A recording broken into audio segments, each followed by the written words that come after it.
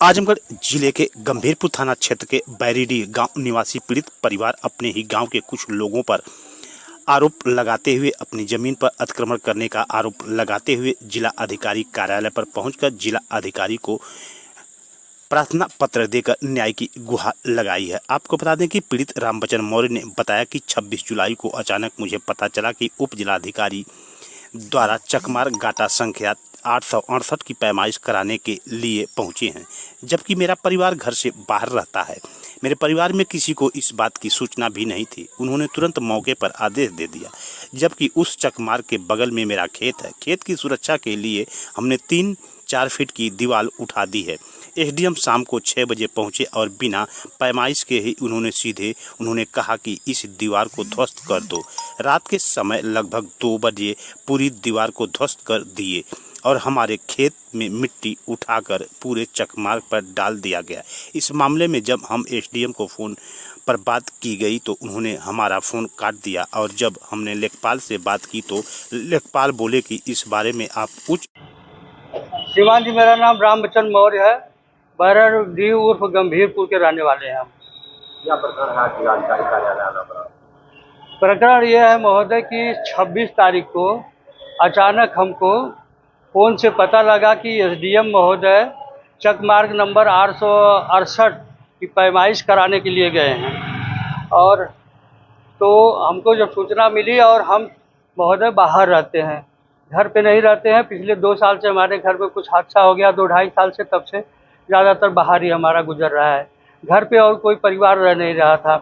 तो इसके तुरंत बाद पता चला कि उन्होंने आदेश दे दिया मौके पर कि हम अपने उस राजमार्ग के ठीक बगल में हमारा खुद का खेत है और खेत की सुरक्षा के लिए 3-4 फीट ऊंची हमने दीवार, चकमार्ग है, चकमार्ग के बाद हमारा खेत है, खेत की सुरक्षा के लिए हमने दीवार 3-4 फीट का उठवा के रखा था।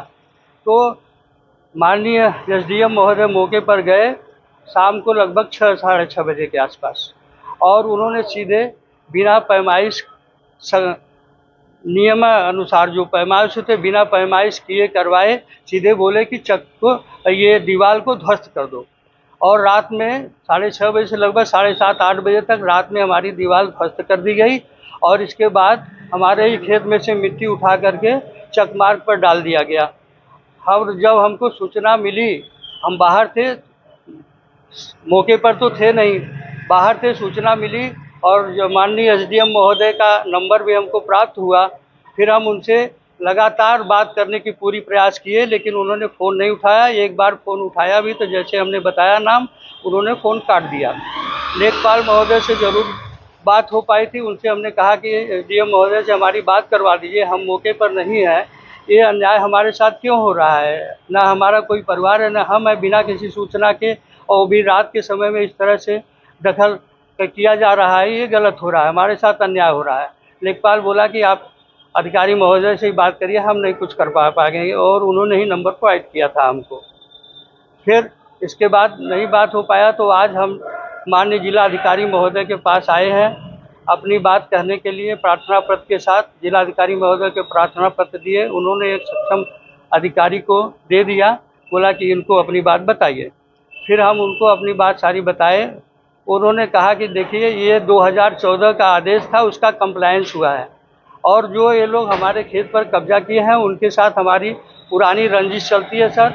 इस समय श्री केशव प्रसाद मौर्य के बता रहे हैं कि वो लोग रिश्तेदार हैं और उन लोग दबंगई कर रहे हैं। उन लोगों का कहना है कि माननीय मंत्री जी श्री केशव प्रसाद मौर्य हमारे रिश्तेदार हैं, हम कुछ भी कर सकते हैं, और जिसका परिणाम सामने उन्होंने करके दिखा भी दिया। उसके लिए न्याय हो, ऐसा न्याय न हो, क्योंकि ज़िले में माननीय न्यायालय जिलाधिकारी महोदय स्वयं हैं।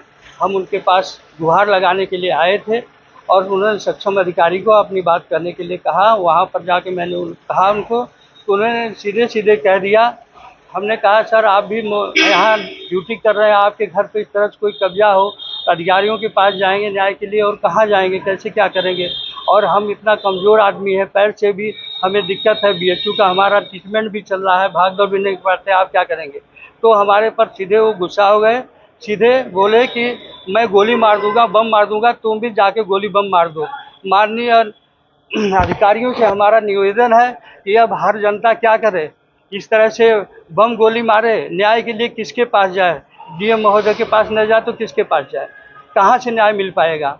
अब इतना ज़रूर मैं आपके माध्यम से कहना चाहता हूं कि माननीय योगी जी की सरकार है, मुझे अच्छी तरह से पता है, माननीय योगी जी के संज्ञान में आएगा तो हमें न्याय अवश्य मिलेगी। हमारी बात को माननीय मुख्यमंत्री जी के कार्यालय पहुँचाया जाए।